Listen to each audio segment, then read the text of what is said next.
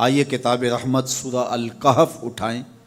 اللہ تعالیٰ نے ایک واقعہ بیان کیا ہے حضرت موسیٰ اور حضرت خضر علیہ السلام کا، کہ حضرت موسیٰ علیہ السلام عزم مصمم کر کے جب چلے تو اللہ فرماتا ہے کہ ہم نے حضرت موسیٰ علیہ السلام کو جس بندے کی نشانی بتائی تھی وہ بندہ ان کو وہاں مل گیا۔ سفید چادر اوڑے حضرت خضر علیہ السلام وہاں لیٹے ہوئے تھے، تو یہ جا کے ان کے پاس کھڑے ہو گئے کہ حضرت میں آپ کی خدمت میں اس لیے آیا ہوں کہ اللہ نے آپ کو جو خصوصی علم عطا کیے ہیں میں ان کو سیکھنے کی غرض سے آپ کی چوکھٹ پہ آیا ہوں۔ کہا تم میرے ساتھ صبر نہیں کر پاؤ گے، معاملے مشکل ہیں، سفر دشوار ہے، منزل کٹھن ہے، اور میرے معاملات ایسے ہیں کہ تم اعتراض کرو گے اس کے بغیر تم رہ نہیں سکتے۔ حضرت موسیٰ علیہ السلام نے کہا اگر اللہ نے چاہا تو آپ دیکھیں گے میں صبر کروں گا اور آپ کے کسی حکم کی کسی کام کی میں نافرمانی نہیں کروں گا، کسی کام کا انکار نہیں کروں گا۔ کہا کہ اچھا شرط یہ ہے کہ جو میں کروں اس پر تم اعتراض نہیں کرو گے، سوال نہیں کرو گے، یہاں تک کہ میں خود ہی نہ بتاؤں۔ تو کہا کہ یہ شرط ٹھہری، میں کوئی بات نہیں کروں گا۔ فانطلقا، دونوں چل پڑے، دریا کے پار جانا تھا۔ جو کشتی کا مالک تھا، کشتی بان تھا، وہ حضرت خضر علیہ السلام کو جانتا تھا، تو اس نے کرایہ بھی نہیں لیا، لیکن جب کشتی پر سوار ہوئے تو عصا مار کے حضرت خضر علیہ السلام نے کشتی کا ایک پھٹا توڑ دیا۔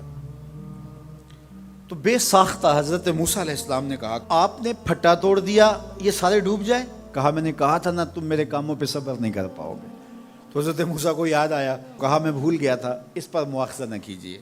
پھر دونوں چل پڑے، بچے کھیل رہے تھے، ایک خوبصورت لڑکا وہ بھی بچوں میں کھیل رہا تھا۔ حضرت خضر آگے بڑھے اور اس کی گردن مروڑ دی، اس کو قتل کر دیا۔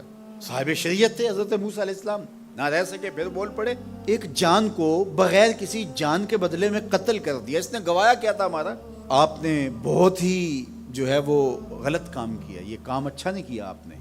کہا میں نے کہا نہیں تھا کہ تم میرے ساتھ صبر نہیں کر پاؤ گے۔ کہا ایک موقع اور دے دیجئے، اب اگر میں نے کوئی اعتراض اٹھایا تو پھر دوبارہ مجھے آپ اپنی صحبت میں نہ رکھیے، عذر تمام ہو جائے گا۔ پھر دونوں چل پڑے، یہاں تک کہ ایک بستی میں دونوں آئے تو آپ نے بستی والوں سے کہا کہ ہم مہمان ہیں، آپ ہماری مہمان نوازی کیجیے، کھانا کھلائیے۔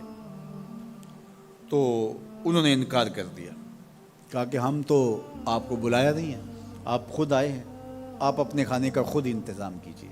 گزر رہے تھے گلی سے تو ایک دیوار گرنا چاہ رہی تھی، تو جلدی سے اس دیوار کو مرمت کر دیا۔ کہا حضرت ہم اگر چاہتے تو اس پہ اجر لے سکتے تھے، انہوں نے ہمیں کھانا تک نہیں دیا اور ہم ان کی دیواریں سیدھی کر رہے ہیں۔ کہا اب تمہاری میری جدائی ہو گئی، تم نے یہ بھی اعتراض کر دیا۔ تو انہیں یاد آیا کہ وہ یہ بھی اعتراض ہو گیا، اب میں تمہیں بتاتا ہوں کہ یہ 3 کام میں نے کیوں کیے۔ اللہ اکبر۔ اب سنیے، قرآن ہمیں بتاتا ہے کہ ظاہری علم بھی ہوتا ہے لیکن کوئی باطنی علم بھی ہوتا ہے۔ کہا وہ پہلی بات کشتی والی سنو، یہ 2 مسکین بچوں کی کشتی تھی، ان کے گھر کا چولہا اس کی کمائی سے جلتا تھا۔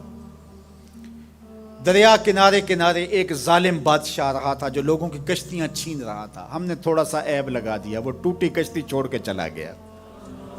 اب وہ تھوڑے سے پیسے لگا کے کشتی مرمت کرا لیں گے، گھر کا چولہا جلتا رہے گا، بتاؤ اچھا کیا یا برا کیا؟ کہا رہی بات اس بچے کی جس کو ہم نے قتل کیا، اس کے ماں باپ مومن تھے، نیک تھے، صالح تھے، بچے نے بڑا ہو کے بہت برا ہونا تھا، ہم نے اس کو قتل کر دیا، اللہ اس کے بدلے ان کو بہتر اولاد دے گا۔ علماء تفسیر نے لکھا ہے اس بچے کے بدلے میں اللہ نے ان والدین کو ایک بیٹی عطا کی جس کی نسل سے 70 نبی پیدا ہوئے۔ دیوار کی کہانی بھی سن لیجئے، یہ شہر کے 2 یتیم بچوں کی دیوار تھی اور اس کے نیچے ان کا خزانہ تھا اور ان کا باپ بڑا نیک تھا۔ خزانہ دیوار کے نیچے ہے، دیوار گرنا چاہ رہی ہے، کسی معمولی دھکے سے گر جاتی۔ 2 ہی صورتیں تھیں، یا وہ بچے خود اپنا خزانہ اٹھا لیتے یا لوگ اٹھا کے لے جاتے۔ لوگ اٹھا کے لے جاتے پھر بھی ہاتھ میں کچھ نہ آیا، اور اگر وہ خود اٹھا لیتے تو بچے ہیں، بچپنے کی وجہ سے وہ اس کو اڑا دیتے۔ تو ہم نے اس کے اوپر دیوار کھڑی کر دی، جب تک وہ اس قابل نہیں ہو جاتے کہ یہ خزانہ نکال کے اس کو صحیح مصرف پہ لگا سکیں، اتنی دیر تک دیوار گرے گی نہیں۔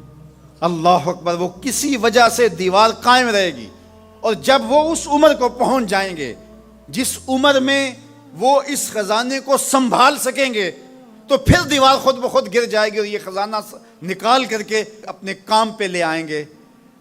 میں جب پہلی مرتبہ اس کو جو ہے وہ غور کے ساتھ تلاوت کیا تو مجھے یہ لگا کہ اس کا انطباق پاکستان کے حالات پہ بھی ہو سکتا ہے، اس لیے کہ یہ بھی یتیموں کا سرمایہ ہے۔ کتنے یتیم روتے بلکتے رہ گئے اور ان کے سر سے جو ہے وہ سائے اٹھ گئے اس وطن کے لیے، لیکن میرے مالک نے اس ملک کے خزانوں پر گہرے پہاڑ اور بڑی بڑی دیواریں کھڑی کر دی ہیں۔ جب تک یہ قوم بلوغت تک نہیں پہنچے گی اتنی دیر تک وہ خزانے ظاہر نہیں ہوں گے، اور جب یہ قوم اپنی بلوغت تک پہنچے گی، شعوری بلوغت، فکری بلوغت، علمی بلوغت، اور رب سے جو وعدہ کیا تھا پاکستان کا مطلب کیا، لا الہ الا اللہ، جب اس بلوغت تک یہ پہنچ جائے گی، اس وعدے کی تکمیل ہوگی، پھر رب دیوار ہٹا دے گا اور پاکستان کو اللہ اتنے خزانے دے گا اور پاکستان ایسا مالا مال ہوگا دنیا دیکھنے آئے گی انشاءاللہ۔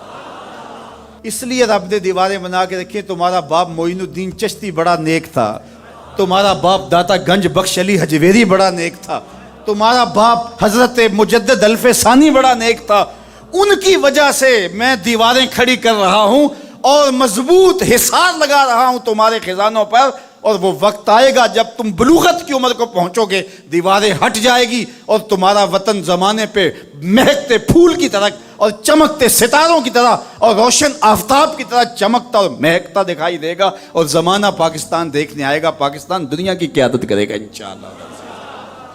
تو کہا یہ تعویل ہے ان باتوں کی جو باتیں میرے رب نے مجھے بتائی، اور یہ میں نے اپنی مرضی سے نہیں کہیں، اور جو میں نے کیا اپنی مرضی سے نہیں کیا۔ تو یہ باطنی باتیں ہیں، شاید یہ باطنی باتوں کے جوش میں یہ بات بھی میں کر گیا۔ وہ کیا کسی نے کہا تھا کہ بھری محفل میں ایک راز کی بات کہہ دی، بڑا بے ادب ہوں سزا چاہتا ہوں۔